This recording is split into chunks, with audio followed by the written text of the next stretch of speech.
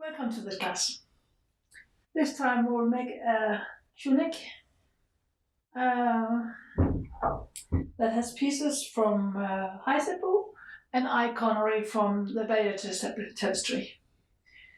In the Bayeux, you often see the Bayeux tapestry, for you who don't know, it's a very long tapestry that are embroidery about the battle in Hastings. In the end, that's the end of the Viking time, really.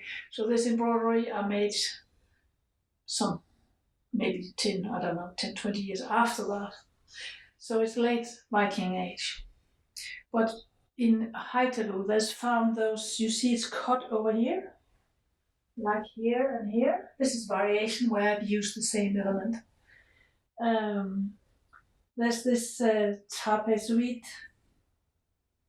but there's also some that are pointed.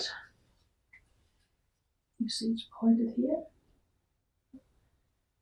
And they are not the same size either. Some of them are smaller than others. Here's a little one. And in Bayeux, they often have this neckline. And there's also often a marked line. It does not look like tablet woven band, but you could of course put that on. Or just make another little embroidery. The embroidery I've used here is the one from, it's around a neckline in a skjoldhavn, which is similar type from northern Norway. It's also on the cousin from the Mammon grave and on some hats from the Netherlands at the same time period, or the Netherlands actually even earlier. So that's what I use. On the Bayeux you can also see cuffs. And here I've used the same sleeve as I've used in the coats of mine, is the sleeve from Hedeby too. So that is what we'll do this time.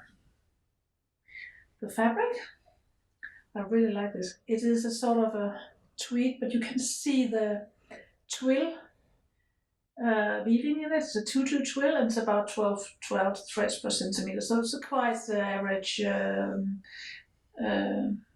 late iron age fabric. And it's from Skår Textile. I have the link, of course. Yeah. Okay, let's do it.